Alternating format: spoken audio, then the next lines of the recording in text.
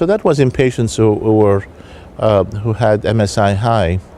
And on those patients, we know that from the original publication in New England Journal of Medicine, they will respond and have a good durable response with a PD-1 inhibitor.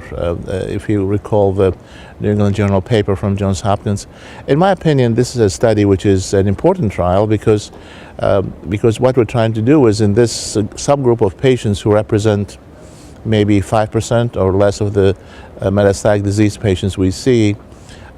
In those patients, we may have an opportunity to really further improve their outcome.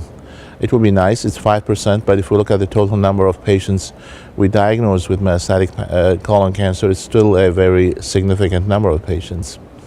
So with that in mind, I think anything we can do to improve the outcome. And this study that was presented certainly shows you can further improve the outcome of patients by using the combination.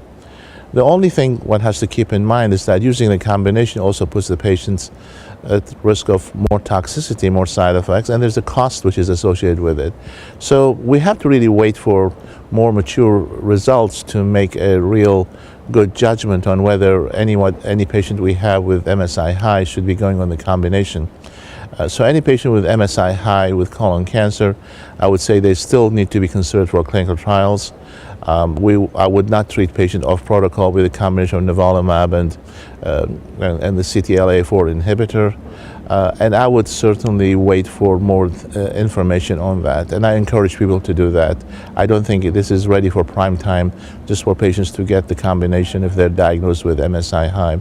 The other things which come into play are when do you first want to introduce it in the front line, second line, third line. Again, those things have to be also ironed out. But there are some very good ongoing clinical trials in MSI high patients with colon cancer. I would just wait for those results before I go further and consider using such a combination. For the reasons I mentioned, toxicity, cost, and patient convenience, obviously.